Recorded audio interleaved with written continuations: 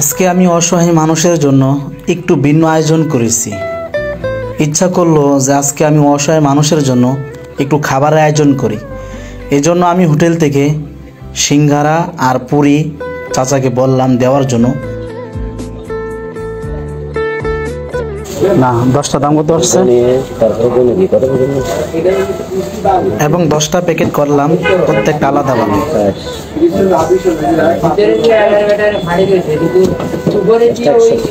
10টা 100 কেন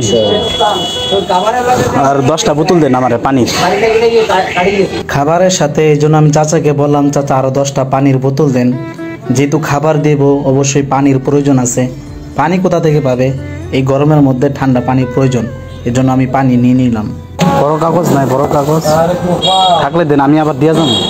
সমস্যা নেই, বড় ব্যাগ ট্যাগ থাকলে দিয়ে দেন, আমি আবার দিয়ে যাবো। অতঃপর চাচা আমাকে একটা বাজারে ব্যাগ দিল, আর এই বাজারে ব্যাগে খাবারগুলো এবং পানির বোতলগুলো ঢুকিয়ে দিল। আর এটার দ্বারা আমার সহজ হবে নেওয়ার জন্য, যেহেতু দেব সবাইকে, এই জন্য আমার ব্যাগ প্রয়োজন আছে। আমি হাঁটতে হাঁটতে রেল লাইনের পাশে চলে গেলাম এবং সেখানে অনেক মানুষ শুয়ে থাকে অসহায়। তার মধ্য থেকে একজনের কাছে চলে গেলাম, সে শুয়েছিল।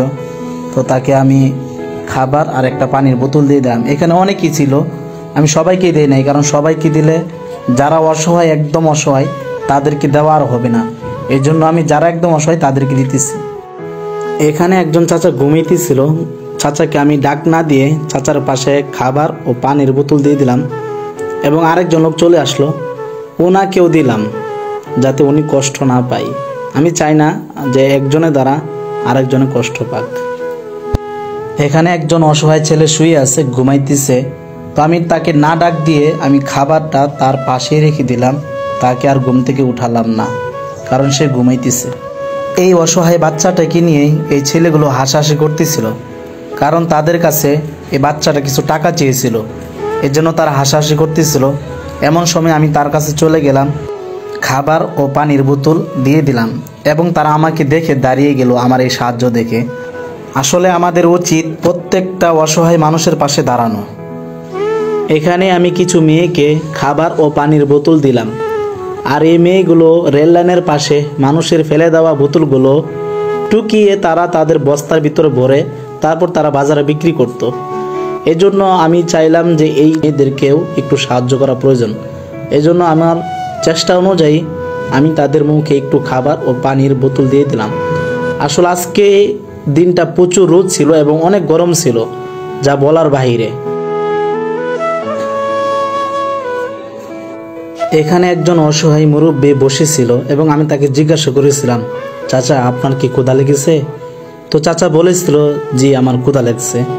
তো এই জন্য আমি চাচাকে খাবার এবং আরেকটা বোতল দিয়ে দিলাম। এখানে একজন মহিলা তার বাচ্চাকে নিয়ে অসহায়ের মতো বসে আছে, জানি না কি জন্য বসে আছে, তবুও আমি এই মহিলাকে খাবার ও পানির বোতল দিলাম। আসসালামু আলাইকুম, হ্যালো হোয়াটসঅ্যাপ।